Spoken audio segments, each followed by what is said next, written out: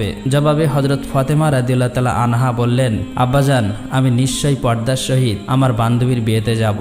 যখন হযরত ফাতেমা রাদিয়াল্লাহু তাআলা আনহা জান্নাতি পোশাক পরলেন তখন তার সৌন্দর্য আরো বেড়ে গেল। সেই জামা পরে ফাতেমা রাদিয়াল্লাহু তাআলা আনহা তখন বিয়ে বাড়িতে প্রবেশ করলেন।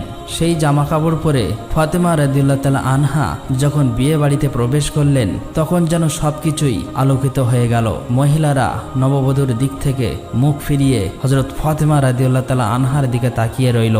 সবাই বলতে লাগলো যে, ফাতেমা, তুমি এত গরিব, তাহলে তুমি এত দামি সুন্দর পোশাক কোথায় পেলে? আমরা তো এমন জামা জীবনেও চোখে দেখিনি। হযরত ফাতেমা রাদিয়াল্লাহু তাআলা আনহা বললেন, আমি এটা বাজার থেকে কিনে এনেছি। তখন মহিলারা বলল, এটা কোন বাজারের কোন দোকান থেকে কিনেছো? ফাতেমা রাদিয়াল্লাহু তাআলা আনহা বললেন, তোমরা সেই বাজার চিনবে না, সেই দোকানও চিনবে না, এমনকি যে রাস্তা দিয়ে আমি সেই বাজারে গিয়েছি সেই রাস্তাও তোমরা চিনবে না। তখন সেই মহিলারা বলল, আমরা চিনব, তুমি শুধু একবার ঠিকানা বলো। তোমার ঠিকানা বলতে দেরি, কিন্তু আমাদের সেই বাজারে চিনতে দেরি হবে না। তখন ফাতেমা রাদিয়াল্লাহু তাআলা আনহা তাদেরকে বলল, আমি যে বাজারের দোকান থেকে এই জামাটা কিনেছি সেই দোকানে কোনো সাধারণ রাস্তা দিয়ে যাওয়া যায় না। ওই দোকানে যেতে হলে একটা বিশেষ রাস্তা দিয়ে যেতে হয়, আর সেই রাস্তার নাম সিরাতুল মুস্তাকিম, যে রাস্তার জন্য আমার বাবা হযরত মুহাম্মদ সাল্লাল্লাহু আলাইহি ওয়াসাল্লাম সবসময় দিনের দাওয়াত দিয়ে থাকেন, যে রাস্তার জন্য আমার বাবা